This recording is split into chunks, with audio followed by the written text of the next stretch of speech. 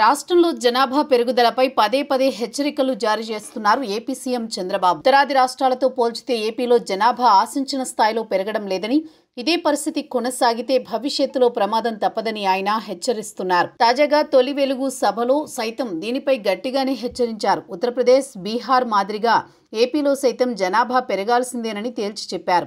దీనికోసం గట్టిగానే కృషి చేస్తున్నాము అన్నారు. అందులో భాగంగానే స్థానిక సంస్థల్లో 2 పిల్లలు ఉంటేనే పోటీకి అర్హత విషయాన్ని ప్రస్తావించారు. జనాభా పెరుగుదలపై చంద్రబాబు మాట్లాడడం ఇదే తొలిసారి కాదు. ఇటీవల పలు వేదికలపై ఇదే అంశాన్ని ప్రస్తావించారు.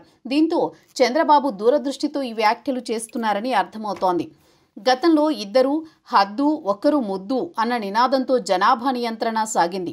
2 కంటే ఎక్కువగా పిల్లలు ఉంటే స్థానిక సంస్థల్లో పోటీకి అనర్హులని తేల్చారు కూడా. అయితే ఇప్పుడు పరిస్థితులు మారాయి.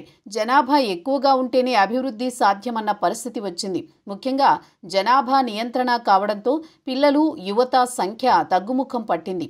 నడి వయసులో పాటు వృద్ధుల సంఖ్య పెరిగింది. దీంతో ఉద్యోగ, ఉపాధి మార్గాలు తగ్గుముఖం పట్టాయి. వాటి ప్రభావం అభివృద్ధిపై పడింది. అందుకే ముఖ్యమంత్రి హోదాలో చంద్రబాబు పిల్లలను కనాలని పిలుపునివ్వడం కూడా ఆశ్చర్యం వేసింది. అయితే జనాభా పెరుగుదలతో అభివృద్ధి ముడిపడి ఉన్నందున సీఎం హోదాలో ఆయన వ్యాఖ్యలు తరచూ చేస్తున్నారు. ఉత్తరాది రాష్ట్రాలైన బీహార్, ఉత్తరప్రదేశ్ జనాభా సంఖ్య అధిక సంఖ్యలో ఉంది. అక్కడ ఉద్యోగంతో పాటు ఉపాధి మార్గాలు కూడా పెరిగాయి. ప్రజల తలసరి ఆదాయం పెరిగింది. కేంద్ర ప్రభుత్వం నుంచి వచ్చే రాజ్యాంగబద్ధ నిధులు కూడా అధికంగా రాష్ట్రాలకు వస్తున్నాయి. ఒక కుటుంబ ఆదాయాన్ని పరిగణలోకి తీసుకుని తలసరి ఆదాయాన్ని లెక్కిస్తారు.